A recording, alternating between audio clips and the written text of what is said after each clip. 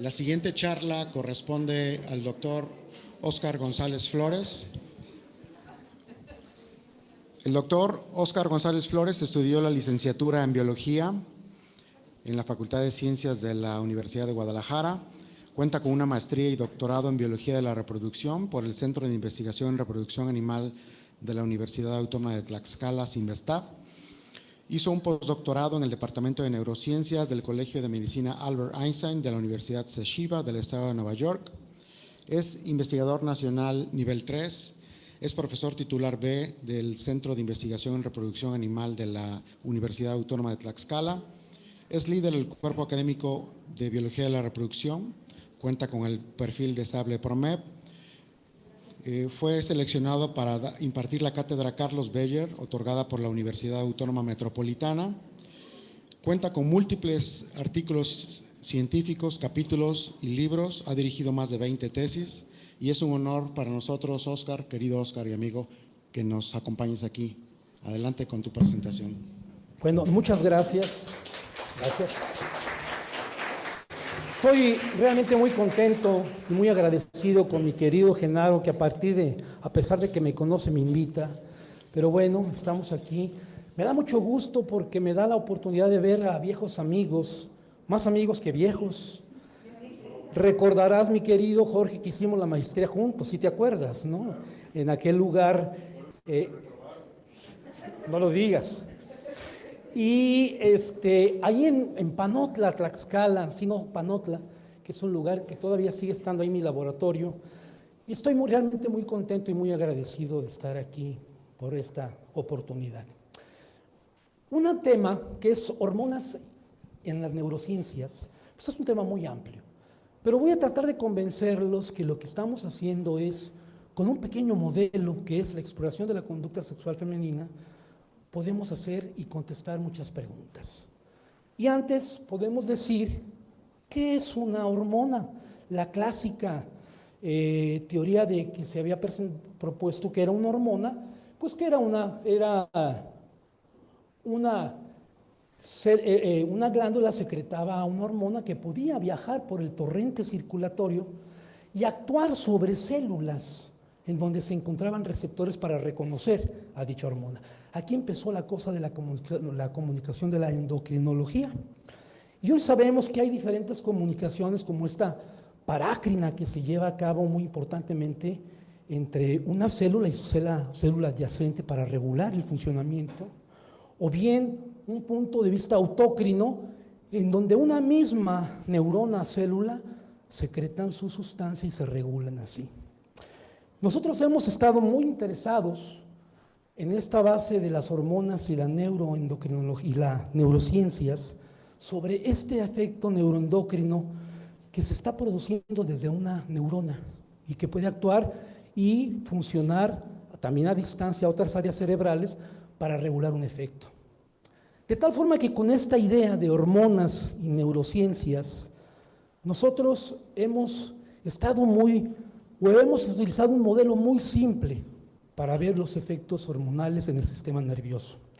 Es decir, explorar el modelo del comportamiento sexual femenino, Nosotros lo vemos desde un punto de vista hormonal para poder explorar los mecanismos neuroendocrinos celulares y moleculares para poder entender el funcionamiento del sistema nervioso central. Sin embargo, hay gentes que lo hacen desde un punto de vista estrictamente conductual, qué es lo que hace una especie, o también desde un punto de vista comparativo, qué es lo que hace una especie con respecto a la otra. Para ello, entonces, les voy a explicar un poquito para los estudiantes que están aquí, cómo es que nosotros medimos con este modelo tan sencillo de el comportamiento sexual femenino o el estro de la rata. Fíjense que la rata, estando en estro, lo que nosotros evaluamos, son dos comportamientos básicos. Uno que es la proceptividad, es decir, la rata en estro tiene conductas estereotipadas que se las manda al macho para estimularlo a copular con ella. Y lo que evaluamos nosotros en el laboratorio son los arrancones que hace la ratita, que hace cosas en forma de zigzag, corre en forma de zigzag, o puede correr, bueno, caray, no le atino, o brinca en sus 4 patitas cuando va corriendo, y si la hembra es montada por el macho, ocasionalmente puede tener un orejeo, dado a que su cabeza vibra en alta frecuencia, y eso mueve las orejas. Se llama el air wiggling en inglés. Pero hay especies que incluso, o la misma rata, a veces no presenta conductas proceptivas, pero sí presenta algo que es muy significativo de su receptividad, que es la adopción de la postura de lordosis. Es decir, la dorsiflexión de su columna dorsolumbar, seguida por un movimiento lateral de la cola que permite la intromisión del pene en la vagina de la hembra. Y con este modelito tan simple hemos hecho una gran cantidad de cosas a nivel farmacológico. Cabe mencionar, para aquellos que no sepan cómo se regula este comportamiento, una hembra, para llevar a cabo la conducta sexual, en una hembra intacta, se requiere que sus ovarios secreten de manera sinérgica tanto el estrógeno y horas después a la progesterona, y se da la conducta sexual. Tan es así que si yo le quito los ovarios, la rata deja de copular, pero afortunadamente le doy un tratamiento exógeno de estrógeno más progesterona y la rata empieza a copular, porque se sabe que el estrógeno lo que hace es una preparación de ese sustrato neural relacionado con el comportamiento sexual, porque puede producir una gran cantidad de proteínas, entre ellos el receptor a progesterona, que es el que nos interesa. Y posteriormente viene la progesterona, se une a su receptor e induce la conducta sexual. No solamente sabemos que esta administración exógena participa, sino también dosis repetidas de estradiol a dosis diarias, o una dosis dada a 1 hora y 40 horas después, una dosis muy alta, y hace que la hembra empiece a copular. O incluso la estimulación sensorial, lo vamos a ver más adelante, que en una rata previamente estrogenizada, que se le da una estimulación vaginal artificial y también copula. Entonces verán que es una gran cantidad de eventos que participan. De tal forma que en la década de los 70 se mostró que no solamente el estrógeno y la progesterona podrían inducir este comportamiento, sino una gran cantidad de compuestos. Y aquí lo interesante era con diferentes estructuras químicas, como era péptidos, nos interesa mucho el GnRH, la oxitocina, ahorita van a ver datos con quispeptina, aminas biogénicas, la acetilcolina, la prostaglandina 2 nos interesa estudiarla mucho, aminoácidos como GABA-glicina, e incluso segundos mensajeros como el AMP cíclico, el GMP cíclico, ya habíamos dicho la estimulación vaginal. Y ahorita vamos a incluir esta lista 2 agentes que hemos estado probando últimamente, que son las adipoquinas, como la leptina y la pelina, que son secretadas y sintetizadas en tejido, en células grasas. Bien, de tal forma que en los años 80, mi querido maestro, el doctor Carlos Beyer, que también fue, ojalá me esté yendo aquí mi querido amigo Alonso Fernández Guasti, que fue el que propuso este modelo de crosstalk entre un modelo membranal y un genómico para la inducción de la conducta sexual, y que cuando yo llegué al laboratorio, el querido Alonso Fernández Guasti ya estaba él con utilizando estos modelos. ¿Y en qué consistía? Resulta que el doctor Beyer propuso que el estrógeno, cuando llega a su receptor intracelular, actúa como un factor de transcripción que induce un RNA mensajero que lleva la información para la síntesis de una proteína. En aquel tiempo no se sabía, y era una proteína inducida por estrógenos en estado inactivo. Hoy estamos apostando a que es el receptor a progesterona, pero que este receptor sigue estando inactivo y se requiere activar. ¿Y cómo se activaría? Él propuso que se podía activar porque varios agentes como la GnRH, la prostaglandina, aquí no se ve, ¿sí? La noradrenalina, que cuando actuaban sobre su receptor podían incrementar la producción de AMP cíclico, activando una proteína sinasa A, que saben ustedes, las sinasas fosforilan proteínas, y que una vez fosforilado el receptor, en este caso de progesterona, podía o daba lugar a la expresión de la conducta sexual. Y eso es lo que yo he seguido estudiando durante todo este tiempo. O también la progesterona podía, como ya se conoce que es un neuromodulador, provocando la liberación y la síntesis de compuestos, indirectamente por prostaglandina, noradrenalina, actuando sobre su receptor e produciendo el incremento de este segundo mensajero y la fosforilación por proteína sinasa. Pero déjenme decirles que en aquel tiempo, cuando yo regresé de hacer mi postdoctorado con la doctora Nedgen, me enfrenté a mi querido maestro y le dije, es que no es la proteína sinasa A, sino la MAP sinasa. ¿Por qué? Porque resulta que esta proteína sinasa A, vamos a ver, no fosforila el receptor de progesterona. Y ese era nuestro gran candidato. Bueno, de tal forma que entonces nosotros vamos a incorporar, como les decía, estos dos nuevos agentes, adipoquinas, que sabemos que incrementan la producción de óxido nítrico, que lo mostró la doctora Nedgen y lo seguimos haciendo en su laboratorio, y también la leptina puede estar activando a la MAP sinasa y llevar a cabo este efecto.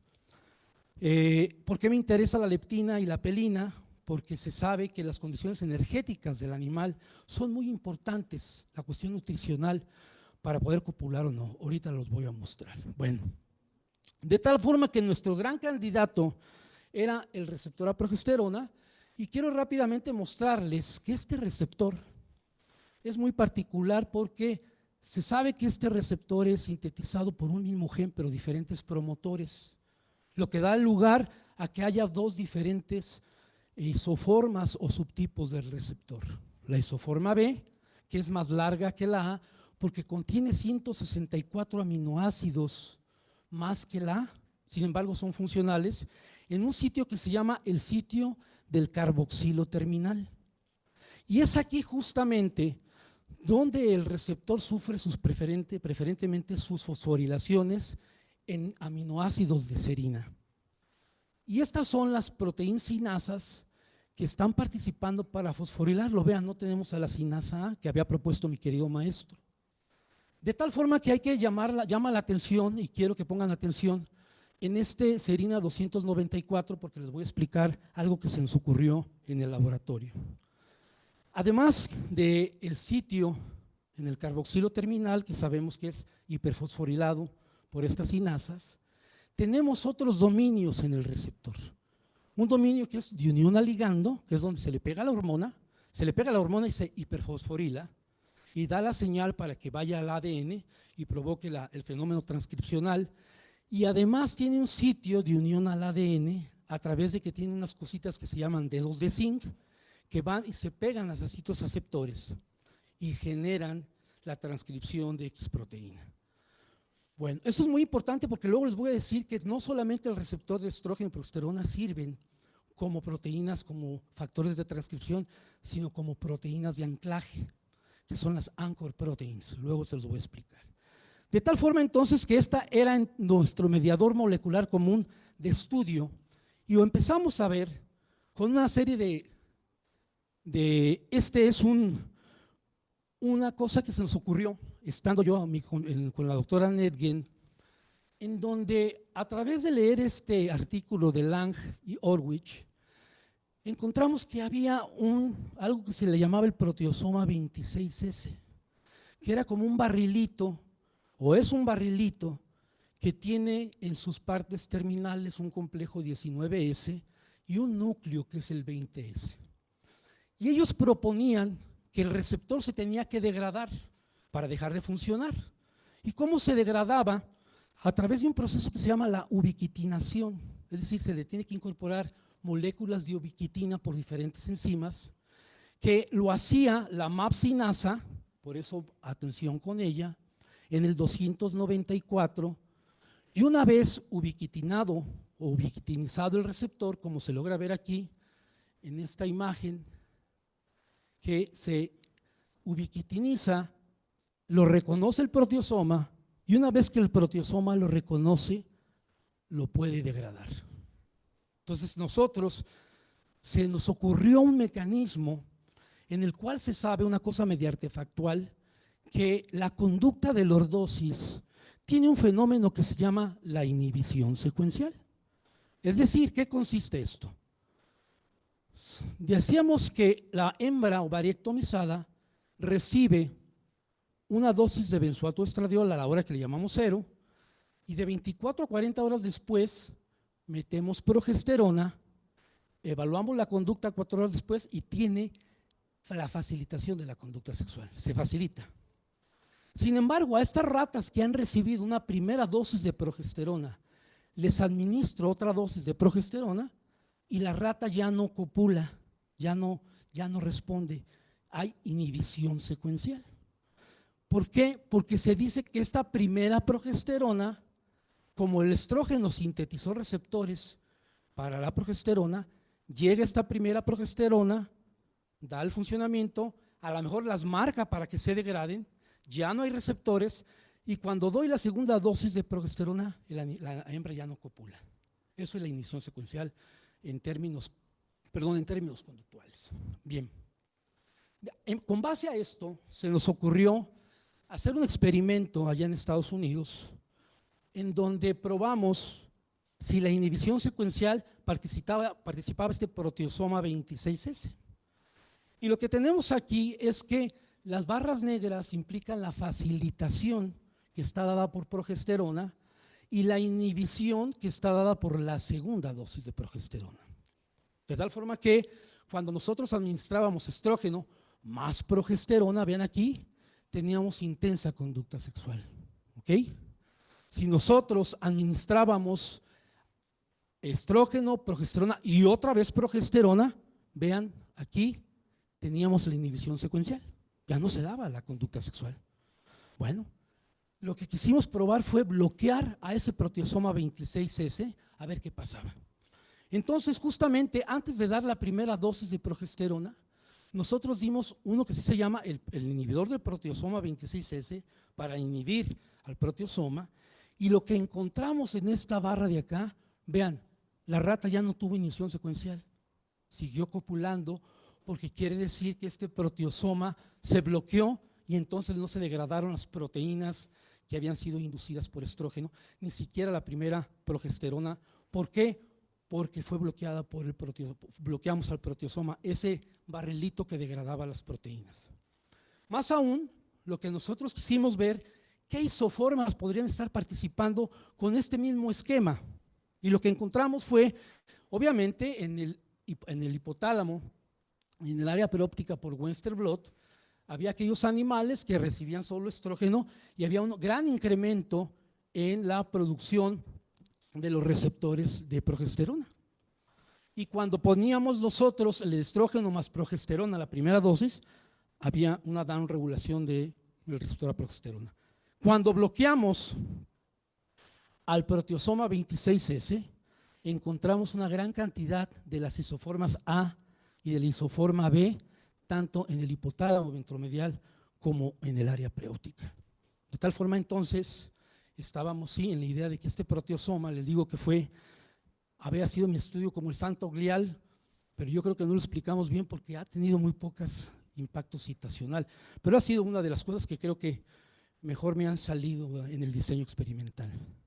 Bueno, posteriormente, y aquí lo va a reconocer mi querido Jim, trabajos hechos por ti, nosotros nos inspiramos en trabajos hechos por el doctor Jim Faust, en donde él estaba estudiando que la estimulación vagino-cervical en animales estrogenizados inducía conducta sexual sin progesterona, solamente la estimulación vaginal. Ya ven cómo somos de perversos nosotros, los de la conducta sexual, que nos gusta la estimulación vaginal. ¿Y en qué consistía? Este es un aparatito que no se logra ver aquí, que me lo dio el doctor Komisaruk, en donde yo puedo medir la presión que se ejerce de 150 gramos de presión, y mi blanca mano le daba la estimulación en los flancos y vea qué lordosis tenía tan pronunciada. Se sabe que esta estimulación están inervándose por varios nervios, el nervio pélvico y el pudendo, que inervan tanto a los cuernos uterinos como a la vagina, y el hipogástrico, que es el que se activa cuando se activan los flancos. A lo mejor ya hay más cosas, pero eso había propuesto el doctor Komisaruk, y nos fuimos con esa idea. Y entonces el doctor Faust, lo que él hizo fue marcar sifos con animales que había cortados los nervios y luego daba la estimulación vaginal. Y él encontró en una sham, bueno, pues aquí no se logra ver bien, pero créanme lo que hay, muchos sifos, pero cuando él cortaba el nervio pélvico y daba la estimulación vaginal, ya no había sifos. ¿Es correct, my friend? Yeah. Ok. Y el nervio pudendo y el hipogástrico se seguían pintando con sifos a pesar de la estimulación vaginal y de los cortes de los nervios, tanto en el área preóptica como en el hipotálamo ventromedial. Bueno, nosotros con esta idea lo que hicimos fue que… ya voy para atrás. Bueno, aquí está la estimulación en un experimento conductual, es decir, le damos la estimulación a la rata como lo vieron en la imagen, tenía un 100% en una rata ovariectomizada tratada con estrógenos, la quitaba de la estimulación, se la ponía rápidamente al macho y vean nomás esta cochinota lo que hacía, seguía copulaba con el macho con solo la estimulación vaginal. Y obviamente nosotros farmacológicamente sabemos que hay una antiprogestina que es el RU486 que bloquea los efectos de la progesterona, incluso puede provocar abortos en las primeras etapas del embarazo. Y actuando sobre el receptor lo metíamos y bloqueaba la conducta sexual inducida por la estimulación vagino-cervical. También vimos algo perceptivo, pero no me meto en esto. Lo hicimos en Western blot otra vez para ver las isoformas que estaban participando del receptor a progesterona, la isoforma A o B o el subtipo A y B.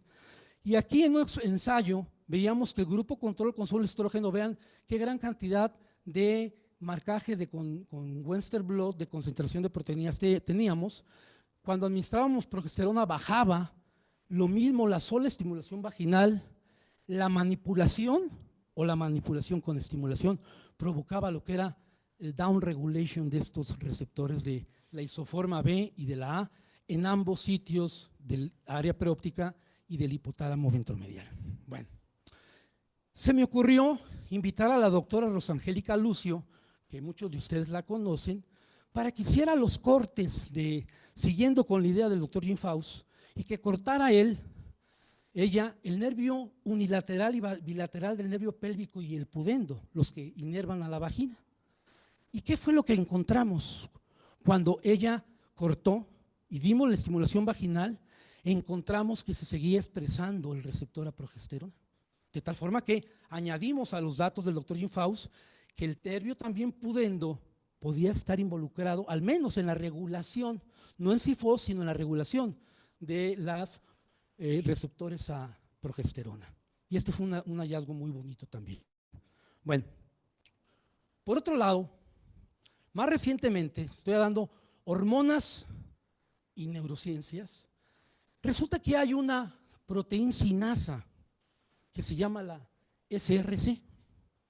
Y esta proteína sinasa me llamó mucho la atención porque este apellido impronunciable de Bonyakata, no sé qué, encontré unas cosas y Milgracio encontré otras cositas, se las voy a mostrar. A veces hay apellidos impronunciables, ¿verdad? Bueno, y lo que ellos decían es que hay esta proteína sinasa, sin embargo, se ha encontrado hace muchos años, que está anclada aquí en la membrana y que está constituida por sitios, el SH3, el SH2 y el corazón de la proteína sinasa SRC, que es de la familia de la tirosina sinasa. Cabe mencionar que el receptor se puede fosforilar en serinas o tirosinas o en trioninas, pero este es de la tirosina sinasa. ¿Y qué pasa cuando esta proteína está inactiva? Se inactiva porque tiene fosforilado el 527 de tirosina y defosforilado al 416 de tirosina. Si llega una señal, incluso un virus, como el sarcoma de Rush puso un virus, lo activa, y además también por factores de crecimiento. Se puede activar. ¿Y por qué se activa? Porque se desfosforila el 527 y ahora se fosforila el 416, y lo que hace es abrir a la molécula que abre a la SRC y deja libre el espacio del SH3 y del SH2. De tal forma que hoy se sabe que los receptores de estrógeno y progesterona entre el dominio de unión a ligando y el ADN tienen una bisagra que pueden hacer que corra o vaya del núcleo al citoplasma, del citoplasma al núcleo. Y ahorita ya los receptores no actuarían como factores de transcripción, sino como proteínas de anclaje, o scaffold proteins o anchor proteins, que son necesarias para que se desate esta maquinaria. Y una vez que esta maquinaria se activa por algún factor acá arriba, puede que, y que estén los receptores, va a activar lo que es a una sinasa que nos ha importado mucho, que es la MAP kinase, porque esta es la que fosforila el receptor. Y entonces esta MAP kinase pudiera ser la que estuviera entonces activando la conducta de lordosis bajo este sistema. ¿Y qué fue lo que nosotros hicimos? Fue utilizar un inhibidor, el PP2, que bloquea la unión de la SH3 con el receptor, y entonces inhibe esta vía, y queríamos ver si se inhibía el conducta de lordosis a través de esta vía utilizando este inhibidor de esta ruta de la SRC. Y entonces lo que nosotros encontramos justamente que la conducta inducida por progesterona, que es esta, todos estos son animales estrogenizados, ovarectomizados, estrogenizados, les hacemos implantes en el tercer ventrículo, en el ventrículo lateral, y administramos el compuesto para optimizar la concentración de la droga y el dinero que nos cuesta, ¿no? De tal forma que vean ustedes aquí que la progesterona induce clara conducta sexual, pero el inhibidor, el PP2, bloquea la conducta de lordosis inducida por progesterona. Entonces, estábamos diciendo que quizá la SRC estaría participando en este comportamiento, activando a la mapsinasa. Pero también nos interesó mucho ver la conducta de lordosis inducida por el gen RH y la prostaglandina 2. ¿Por qué? Porque después les voy a mostrar que estas están muy involucradas obviamente en la ovulación, la GnRH, que es liberada por prostaglandina 2. Y encontramos que la conducta de lordosis inducida por GnRH, aquí lo tenemos, o prostaglandina 2, también se bloqueó con el PP2, ¿ok? Entonces estábamos encontrando, y con otros compuestos, hemos hecho mucho, pero además quise traer esto. Posteriormente, en otros estudios más recientes, hablando de hormonas en neurociencias, hemos encontrado que el tejido adiposo libera una gran cantidad de compuestos.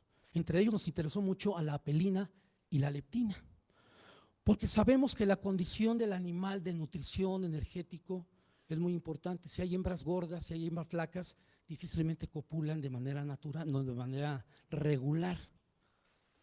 Y aquí encontramos, pues, estos son efectos que se saben que tiene la leptina en una gran cantidad de órganos, sobre todo nos interesa en el cerebro, que tiene grandes receptores que son esos OBR A hasta el F, grandotes que se pegan aquí y van a actuar con la RAS, unas pequeñas proteínas. Pero se sabe que si la leptina falla o no tiene su receptor, hay modelos en animales obesos que se llaman los FAFA, los Zucker o los OBB, que si tienen falta de leptina o tienen falta del receptor, empiezan a engordar. Y entonces se pensó que esta podía ser una hormona anoréxica, pero no se ha podido encontrar su efecto anoréxico porque tiene otros problemas la leptina ya en el sistema nervioso. Bueno, y por lo tanto entonces en un primer trabajo nosotros encontramos que ya se había encontrado que la leptina en condiciones, digamos, de ayuno o malnutrición tenía efecto sobre la lordosis, lo hizo el doctor Jay Blaustein. Pero nosotros en animales con alimento al libitum, que comían bien, administramos diferentes dosis de leptina y encontramos que las dosis de leptina de 1 a 3 y 9 microgramos inducían intensa conducta sexual en diferentes tiempos, desde 60 a 120 hasta 240. Y con esto entonces utilizamos una dosis, la más bajita por cuestiones económicas, y vimos si la conducta de lordosis inducida por leptina participaba el receptor a progesterona. Y encontramos que sí, que el RU486, su antiprogestina, bloqueó la conducta de lordosis inducida por leptina. Y también lo hizo por un compuesto que es el antide, que es un inhibidor del receptor GnRH1 de la GnRH. Porque al final de cuentas les voy a mostrar, quiero convencer que la GnRH es, además de provocar la ovulación, tiene mucho que ver con la facilitación de la conducta sexual.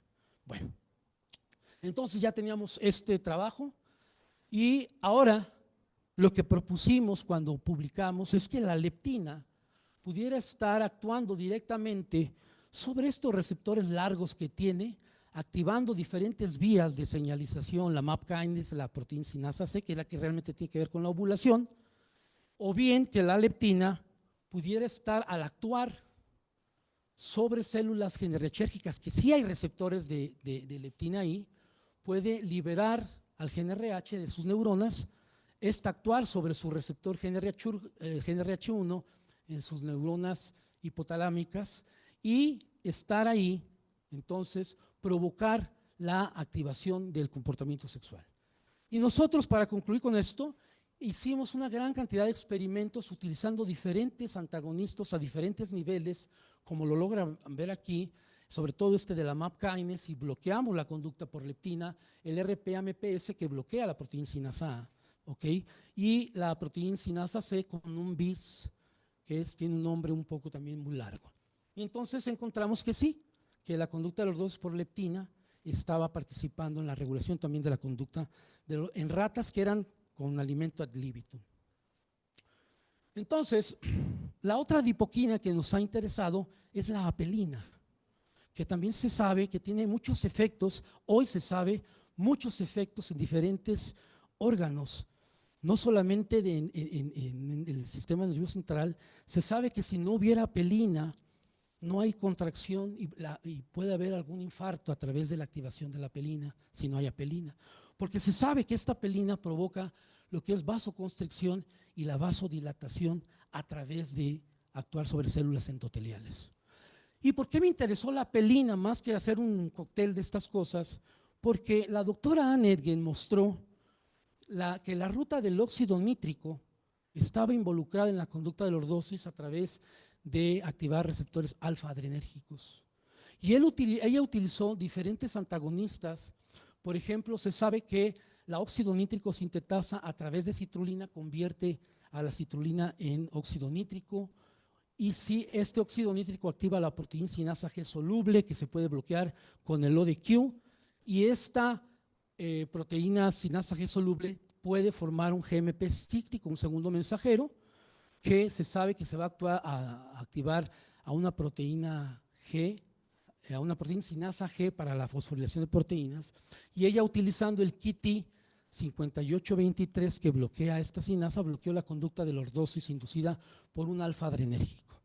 Con esta idea nosotros empezamos a ver entonces la participación de la leptina en trabajos muy recientes. Y primeramente lo que hicimos es encontrar si había dosis respuestas de la administración con leptina provocaba conducta sexual. Y lo que encontramos fue que una dosis de 0.75 bilateralmente en el hipotálamo ventromedial de ratas previamente estrogenizadas inducía intenso comportamiento sexual. Y obviamente quisimos explorar el mecanismo si era a través del óxido nítrico y encontramos que efectivamente el ENAME, que es el inhibidor de óxido nítrico sintetasa, bloqueó significativamente la conducta de apelina, y el inhibidor, el KIT de la proteína sinasa G, casi suprimió la conducta de lordosis inducida por la apelina.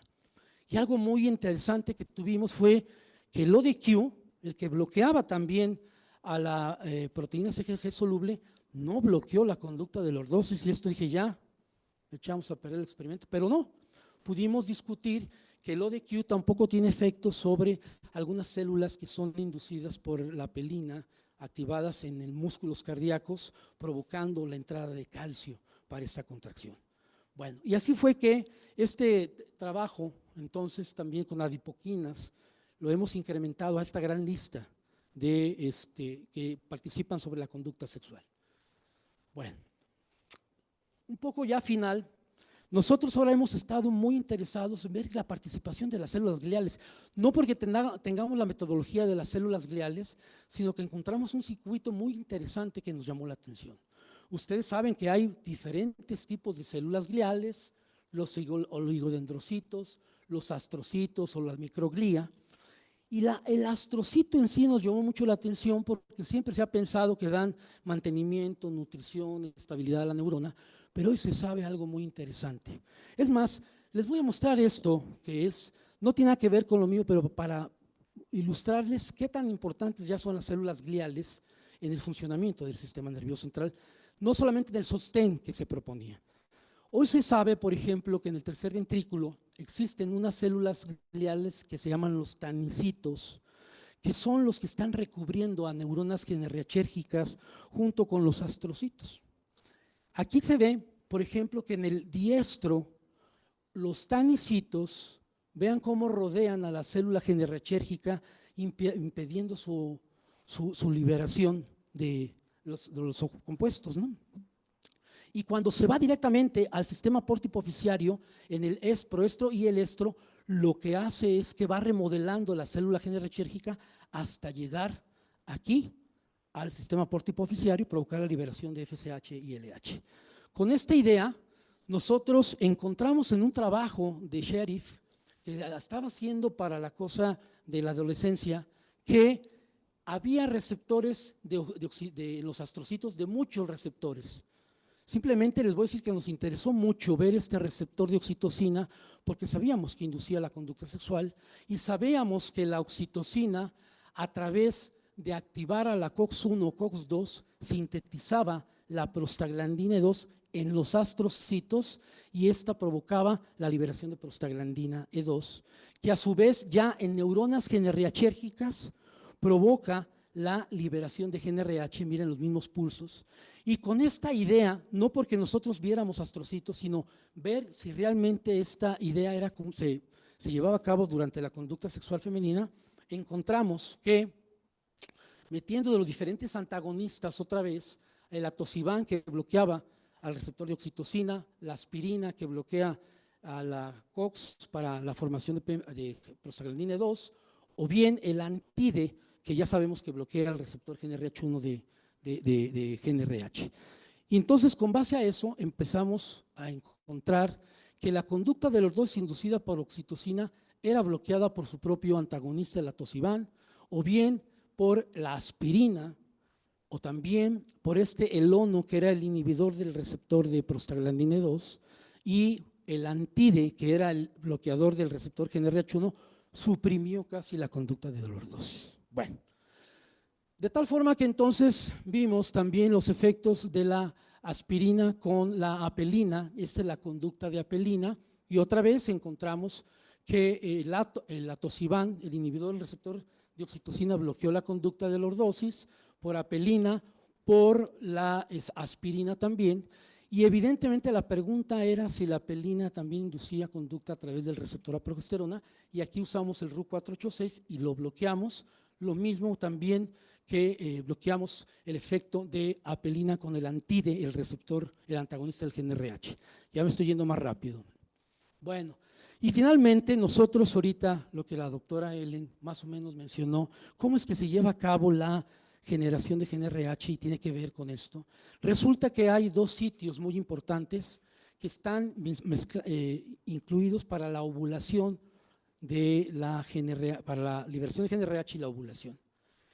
Hay una compuesto que se llama metastina, que hoy se llama quispeptina, que puede actuar, primeramente hay neuronas de proyección en esta área de ABPB, junto con el área peróptica, que manda neuronas hacia el núcleo arcuato, y en el núcleo arcuato se lleva a cabo diferentes cosas. Por ejemplo, si el primer pulso que da en eso que le llamamos la retroinhibición negativa del estrógeno es porque está actuando en el núcleo arcuato, provocando la inhibición de GnRH, pero está provocando al mismo tiempo la esteroidogénesis y la maduración de los folículos.